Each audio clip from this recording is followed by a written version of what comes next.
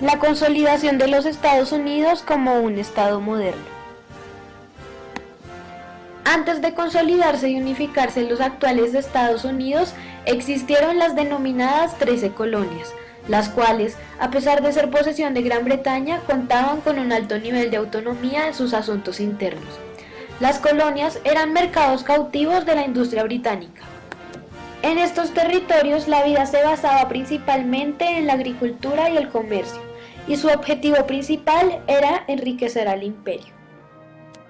No obstante, por diferentes factores, como por ejemplo la distancia, Gran Bretaña no ejercía realmente un control directo sobre las colonias, y como éstas contaban con sistemas políticos, constitucionales y legales tan parecidos, empezaron a colaborarse y relacionarse entre ellas, en vez de tratar directamente con Inglaterra.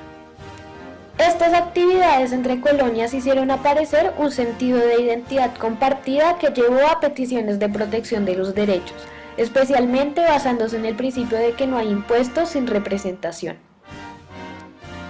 Asimismo, se dieron aumentos excesivos de los impuestos por parte del rey Jorge III, causando una gran inconformidad en la población y, además, generando que los habitantes se quejaran de no tener la suficiente representación política.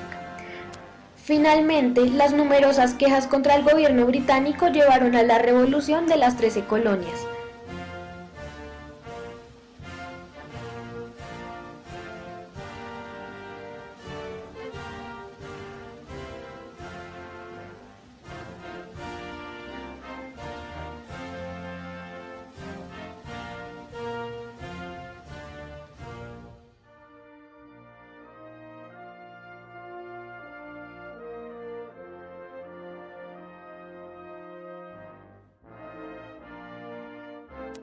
¿Cómo se desarrolló el monopolio de la coerción? Se pueden marcar tres momentos en la historia estadounidense donde se llegó al monopolio de la coerción. El primero es la revolución dirigida por la burguesía en contra de los ingleses. El segundo momento es la firma de la Declaración de la Independencia. El tercer momento es la creación de la Fuerza Armada Nacional. Desde la década del 60 del siglo XVIII se observaban los primeros indicios de una revolución dirigida por la naciente burguesía criolla que amenazaba con remover el imperio colonial inglés en el norte de América. En esta misma década, muchos surgimientos en armas que iban en contra del imperio inglés se fueron dando alrededor de las 13 colonias que primero constituyeron los Estados Unidos. Pasados 10 años aproximadamente, el 4 de julio de 1776 se firmó la Declaración de la Independencia de los Estados Unidos de América. Con la firma de este documento, los grupos coercitivos trabajando independientemente en el naciente Estado se estaban uniendo para así lentamente ir formando un ejército nacional. Desde este momento, los Estados Unidos empiezan a monopolizar la coerción en su territorio. Más adelante, a medida que más colonias se unían al bloque estadounidense, estas debían acatar la norma en la que estaba consagrada en la Constitución Política de los Estados Unidos, donde se proclama que un solo ejército soberano del país debería ser reconocido como la fuerza de coerción mayor dentro del Estado, dándole el monopolio. Y fue así el desarrollo del monopolio de la coerción en los Estados Unidos de América.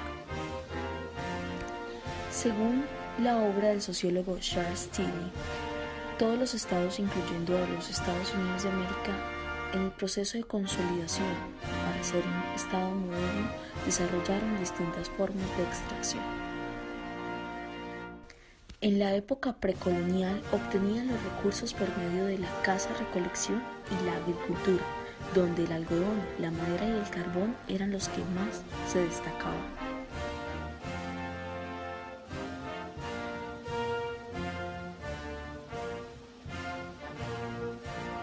Años después, los estadounidenses obtenían su capital del petróleo, extrayendo tanto que durante los siglos XIX y XX fue el mayor productor a nivel mundial.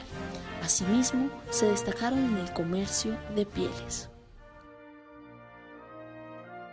En la Segunda Guerra Mundial, los Estados Unidos extrajeron su producto con más alcance y repercusión, las bombas nucleares. Estas fueron decisivas en esta guerra y se usaron por primera vez en los bombardeos de Hiroshima y Nagasaki. Asimismo, desarrollaron una producción y venta de armas para los países en guerra. Created using Powtoon.